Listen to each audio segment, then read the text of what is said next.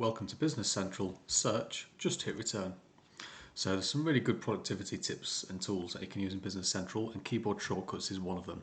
So if you find yourself jumping in and out of screens every now and again, then if you use Alt-Q, that takes you straight to your search, and you can type in items and just hit return. It takes you to the first entry that was in your search results. So we had items in the search results there.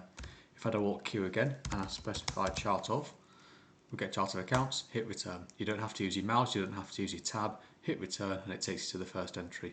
Want to go and check out your general journal? Put in Gen Due and it brings up your general journal. So when you search, using Alt-Q to bring up your search box, type in what you're looking for and then just hit return and it takes you to that record, that list page straight away. So super quick, nice and easy to zip around the system. And if you want to just go back through the different screens that you've been opening there, you can just hit escape and it keeps closing them one by one. So worth getting used to the keyboard shortcuts. It's a great way to zip around the system.